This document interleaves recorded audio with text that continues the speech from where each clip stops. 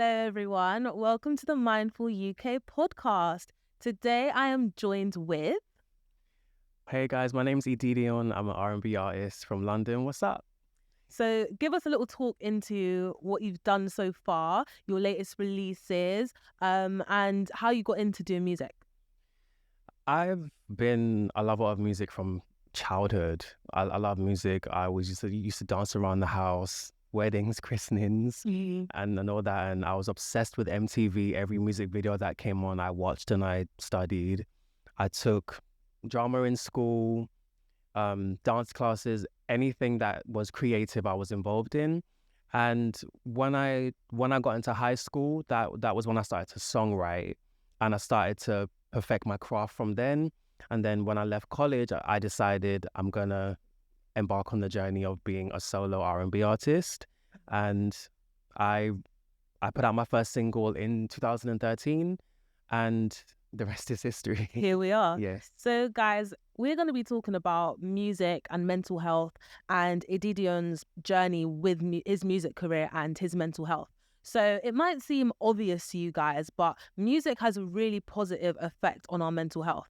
It releases dopamine, which is our hormone of pleasure, and oxytocin, which is the love hormone. So I just wanted to ask you, how does music benefit your mental health? Because as a listener, it really does help me, like listening to lyrics and things like that. But as a creator of music, as a musician, it must be a different experience. Yeah. As both a creator and as a fan of music, I can say for me, music was my escapism as a child. You know, going through the things I went through, it was my release. And I feel like when I make music now, I want to provide that same feeling for other people. I want people to play my songs and escape their reality and want to dance and feel good about themselves, feel confident, feel empowered and strong. So I feel like music is very powerful in that aspect from the lyrics, because when you write lyrics, it has messages in it. It has a story, it has a theme, there's a moral in there, you know. So I feel like it's a very powerful force and a very powerful tool. So I don't take it for granted.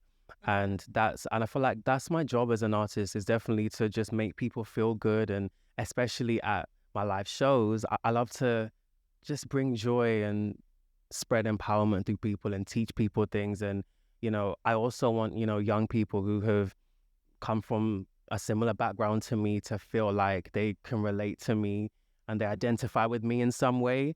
So yeah, it's a very powerful position that I'm in, and I definitely intend to use it the right way. Because I feel like we know that music benefits our mental health, but we don't actually look into it like that. Like, true. We see like Beyonce's concert going on, the amount of unity, the amount of, like, usually you won't go up to a random person and like just have a conversation with them or just dance with them. But at a concert, at a concert, it's like you just start like dancing with random people. Everyone comes together and it's just so like, it's so lovely. It's so enlightening. Just to touch on that, I attended Beyonce's concert and I did, yes. God. It was incredible. Yes, and that's one of the main things that I felt. And I love music. Like, I'm a music lover. Like, so when I was in that stadium and I saw people of different ages, races, genders, walks of life all come together, just laughing, dancing, jumping up and down.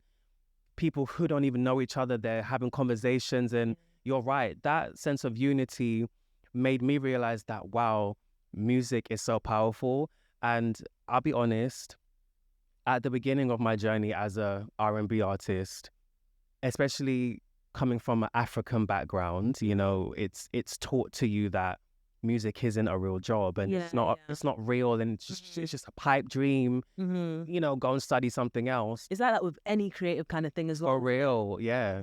So when I was in that stadium and I saw what just Beyonce being on stage, what her presence does to people, I'm like, no, this is powerful. This this means something, you Yeah. know? So Can you imagine the amount of people actually, Beyonce did start when she was super young. she did. There probably were people in her life who told her, oh, you might want to go and, see if you can get a degree or something like that. And music is really, it can really make a difference. It can change lives. Yeah, exactly. And save people from dark moments. Yeah, exactly. They're literally lifesavers. For real. No, Musicians for real. are lifesavers. And it's crazy. So touching on what you said about childhood and like music being an escapism, if you don't mind me asking, what was it that caused you to use music as an escape? Growing up was difficult for me because I didn't grow up with my parents. I don't know my father. I've never seen him, never met him. I don't know his name, never seen a photo of him. And my mother wasn't able to look after me due to her having several issues and addictions and so forth and so on. And my grandma stepped in, and she definitely did her best to take care of me. But it got to a point where, she had her own children and her own life and her own schedule, and it was a lot. So she decided that me being in foster care would help balance things out. But she definitely, came to collect me on the weekends, so she definitely did her best to make sure that I still was close to my family on my mother's side. But I was in foster care, several different foster homes. I was moved around as a child, and so when you're growing up and you're in school and you see other kids with their parents and you look at yourself and like, well, I don't have mine, and I wish I had a dad to do this with me, and things like that. And it makes you compare a lot as well. It does, and it makes you wonder what's wrong with me. Like, why don't I get to live with my real family? So music for me was my escape from that. It was like a different world for me. And when you grow up without a father and without siblings, these artists, as crazy as it may sound, these artists, they helped mold me and develop me, and they helped me to see something in myself. Like, for instance, I always tell this story, like when I saw Usher for the first time on television, I was like, oh my God, that's what I want to do. you know, my sister Savannah, if you're watching this, you can relate to that 100%. My sister used to think she was Usher back in the day. I'm telling you. But and that's why I say music is powerful, because when you see someone who looks like you on the television and you're going through the craziest things, it can empower you, and it can make you dream. Exactly. And when I was even planning this podcast, I started thinking about like writing music and how that can just be escapism in itself, because I'm always emphasizing journaling. But I never actually thought like writing lyrics or like some kind of poetry or something like that. That's also an outlet. It is a form of journaling, but just in your own kind of way. So that's actually crazy. And your story, your background story, like meeting you, I would never expect to that, because I feel like when you go through something, it can really cause a lot of trauma to you. Absolutely. And you can go through one or two ways. You can spend your life like, why did this happen? Why that? And just be angry at the world. Or you can go down another route, find an outlet, do something else and turn a negative into a positive. And it's really nice to see that you were able to do that. Thank you. And then also another bit of research I was doing, because your song Concentration, you already know I like that song. And like when I listened to it, especially, so we actually met at my auntie's event. When there's two people, do I say aunties? I don't know. Aunties. But my two aunties, they're twins. Auntie Amanda and Miranda, shout out to you. Shout out to them. Love them. So they had an event. It's called the Market Platform SW9. It's every last Sunday of the month, and that's where I first saw Edidion perform. When he performed Concentration, that song just stood out to me like crazy, and I couldn't help but move. Like it just like. I couldn't help but move. You can't sit still and listen to that song. Guys, go and look up the song. I'm telling you, if you're able to sit down still and listen to that song, I'll give you a $5 if I've got a $5. But like, it made me look up, what is that part in our brain that makes us want to move? And when I Googled it, it said that it's called the primary motor cortex. So when we hear certain music, it activates that part of our brain and automatically makes us want to move. And I thought that was really, really cool. And then on top of that, like, you were dancing on the stage as well, which was really nice to see. And you were so confident. And you see me, like, people who speak to me think I'm confident and stuff. But you see, if I was on a stage like that, I would not have been able to perform. I would have been shaking, everything. And you were just a natural on the stage. So how did you go from being at that point where, you know, you felt like you weren't as loved, or, you know, you felt like you were different to other people, to being able to perform confidently and just like boosting your self-esteem? To be completely honest, because people say this to me all the time, and when people meet me and they see me on stage, they're like, "That's you?" It's like two different people, you know. I'll be honest, I think it's survival for me, and I think it's the necessity of, I want to turn my life around. I want to buy my mother a house. I want to make it out of the hood. I want to inspire other young people who've been through what I have. Yeah. If I don't get out this house and get over my shyness, get over my really bad social anxiety, and get out of my depression, the dreams I have in my heart and spirit, they won't happen. As much as I want them to, I had to take ownership of myself and say, you know what, Eddie, that's like my name. I call myself Eddie.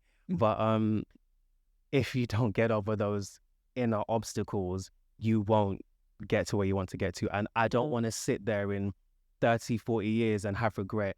Damn, 100%. I should have went for it when I had the chance, you know? So I think that necessity is why, I think that's what gives me that push to go on stage. And plus, I think I was born with just this love for music, that even when I was very small, I was very quiet. I didn't talk much. I barely socialized with other kids. But I could be literally sitting at a wedding, a christening, or a function.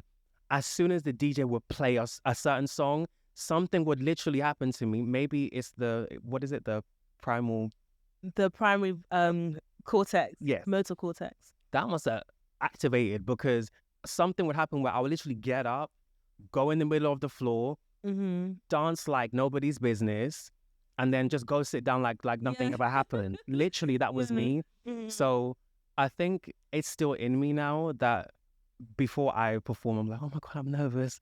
I hope they'll like me. But then as soon as the song comes on, I think something clicks. And then I just go. And, No, that's very lit. Do you know what that reminded me of? It reminds me of, you know, that condition called Tourette's. You know, some people have Tourette's, and a lot of them, like, they constantly have those, what do they call it? I know it's not called twitches. I think it's called, I don't know. I'm just going to call it twitches or something like that. But as soon as the music comes on, they just go. It just disappears. And I think music's kind of magical in that way, the way it just kind of gets rid of any kind of anxieties you have, anything that's kind of wrong. So yeah, that's actually really cool. Was there like a specific moment, like, you see how you say you had that moment where you realized, you know, you've got to do this, you've got to overcome. Absolutely. Is there a specific, like, I don't know, event or something that you went to where you felt like, wow, I've changed. Like, this is actually a lot. My anxiety is kind of gone. Yeah, I think when I performed at my university's concert, it's called Outro. So if you go on my YouTube, you'll see it. So So wait, what university is it? Oh, sorry, it's called ICMP. Okay. It's the Institute of Contemporary Music and Performance. Oh, nice. Yes. I didn't even know there was a uni for music. That's sick. Yeah, it's very famous. Like, there's a lot of famous artists that have come out from there. So I told my mother, I said, you know what, Mum, I think I'm going to audition for this. And that was the moment I said, okay, Eddie, you know, you want to change. Let's use this as your starting point. Because prior to that, I was a homebody, didn't go out and didn't socialize, didn't network. When I put out music, it was just on SoundCloud. And I did like interviews, but I would never like go out, gig, perform, meet. You know, I didn't do any of that because of, you know, my like low self-esteem and things of that nature. So when I auditioned for it, I was terrified. But then when I got the email back from them, like, oh, we love your song Bugatti and it's so catchy and we think you're so talented and we'd love to have you perform. I was like, obviously I was like, oh my God, what? Oh my God, me, Yeah. And then when I performed that night, I was wearing this all white outfit with like these shades on. And then when people came up to me afterwards, their reactions was like, whoa. They were like, oh Yeah. my gosh, like, you're so awesome on stage and you're magical and you woke everybody up and you're very talented and your songs are great. And then when I looked at the video footage, I was like, wow. Like when I looked at it, I was like, look at me, like Yeah. that thing. Then it was from that moment, like if you guys, or like my fans, if you guys go back and watch from that moment and track me from then, I've been on a incline since, because that was a moment that I really felt like I was reborn and I came into myself and I started to own my talent and my greatness and what I have to offer to the world. And then, I just started to go from there since. I think that was the moment that I knew, okay, I have something here, so yeah. Yeah, no, that's amazing. And honestly, like one thing I can say about your music, I love the kind of the old school vibe it has to it. Thank you. Like I really like that, and I hate that people have kind of let R&B kind of go. Like, everyone's so into like drill and all this. No, like your kind of music, that is how I believe personally music should be. Like it really does remind me of, Usher, like all the people you're inspired by. I can see how you can be inspired by them just by watching your videos. Honestly, it's so amazing. That's a huge compliment. Thank you. Because that's partially, like that's what I wanted to do like for my generation, is to bring back some of those golden and classic elements. I mean, keep it fresh. Yeah. But yes, I still want to bring back that feel-good R&B, songs with meaning, songs about love. Yeah. I feel like there's not too many people doing choreography as much. Yeah, exactly. So I love I love bringing that element back to the stage and to videos again. Yeah. So just hearing you say that, wow, thank you for that. No problem. So in terms of, we were literally just talking before we started recording, but we were just talking about like support and things like that. And have there ever been any times where you feel like you've not been supported? Has that ever affected your mental health? And what is your drive? What keeps you going when it comes to releasing your music?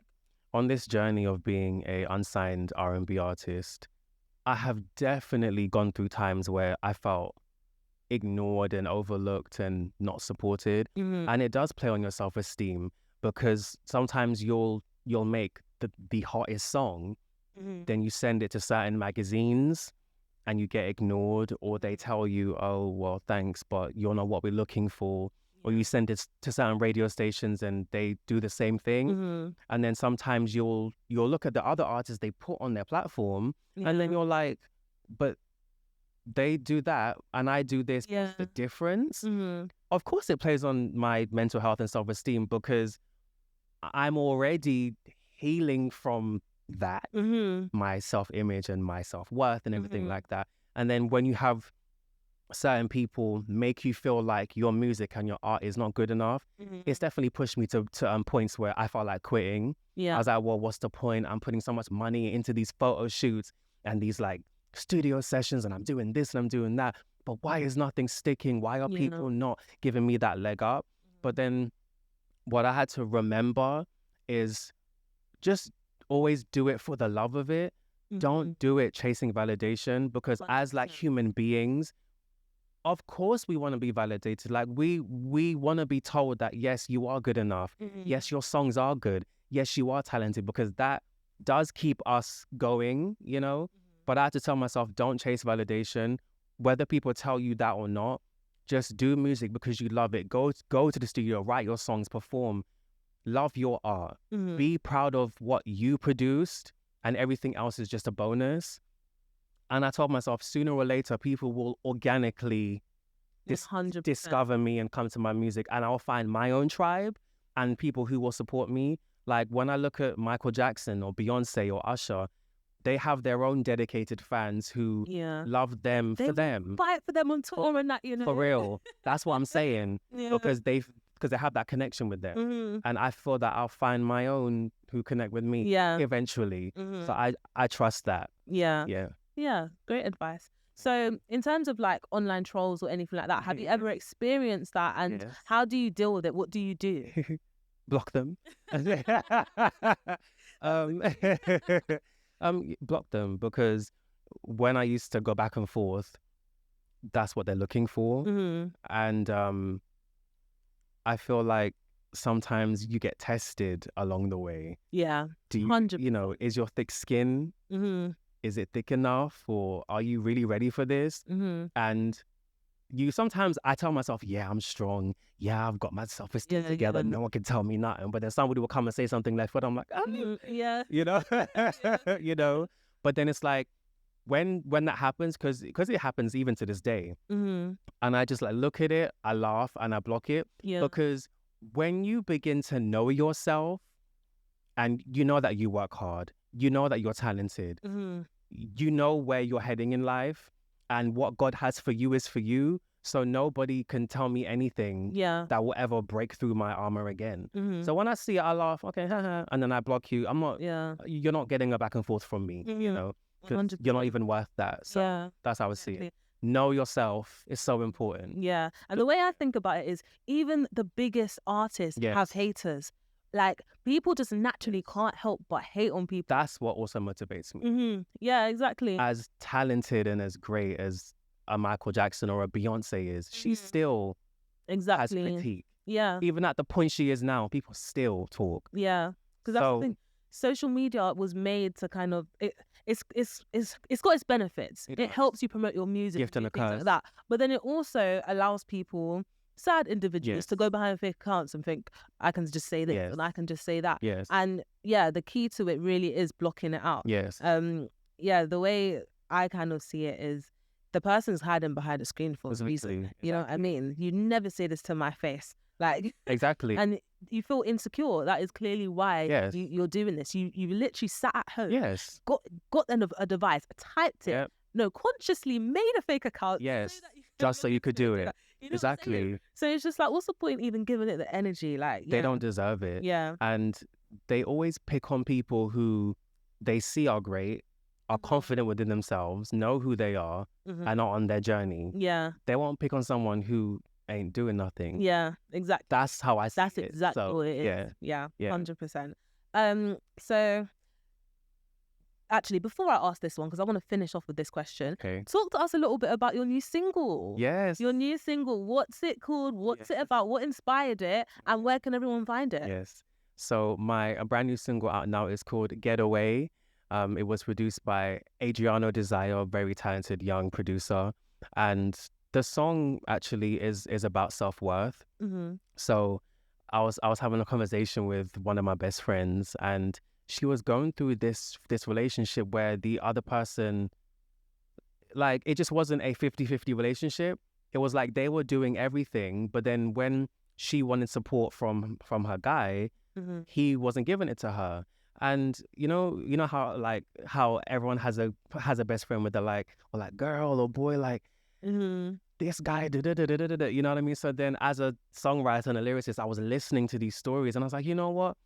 From a guy's perspective, I want to make a song directed at women, so that they can feel empowered and strong. So Getaway is like pretty much about this guy is not treating you right. Yeah. He's not faithful to you. You're worth so much more. Why are you with a guy like that? Sometimes people stay in these toxic relationships because they feel like they're not worth better than that, or they can't find better than that. Or sometimes they feel like, well, I have to settle for this because maybe I'm at a certain age and I probably won't find better. Yeah. But my song is no. And there's lyrics in it that I go, okay. You can see me getting in my groove. What you need, baby, say the word. You're a queen, you deserve the world. You got that special something. Damn, girl, you got me falling, you know. It has those lyrics in there to empower people, men and women, about just knowing your worth. And when I do it live, I love when I sing those lyrics, some of the girls are like, yeah, that's right. Yeah. I guess I do deserve the world. Yeah, and I was like, yeah, see, this is why I made the song. Yeah. And not too many guys are making those empowerment songs for women. Yeah. Because No, literally that kind of song is a song I like in the gym. It reminded me of do you know that song You Got It? You got it, you got it. Oh yeah. who sings that? I can't remember his name. I think it starts with a V. Okay. Listen, when I'm at the gym and I'm listening to that song, I'm like, yeah, he's like, it's time to boss up, get your credit, go get at it, get your bag. Yes, yeah, that type like, of song, yeah, that empowers the female. Yeah. Because it's important to do that. Mhm. And you can find my songs on every major music platforms: Apple Music, Spotify, Tidal, YouTube. I've also shot music videos, so go to my YouTube channel and check those out. Guys, Yes. especially if your self-esteem is low right now, you need a little boost. You know, Getaway is a song for you 100%. Yes, listen to Getaway. And if you're feeling groovy, you already know my tune is the one that you want to listen to. Concentration. Yes. So yeah, and then just to finish off, what advice would you give to someone who is trying to release music but they've got low self-esteem, or they think people aren't going to listen, or they're just suffering with any kind of mental health issues? What would you say to that person? I would say to that person, just go for it. When I started making music, I didn't really care about social media followers, likes, or any of that superficial stuff. It was more out of my passion for music.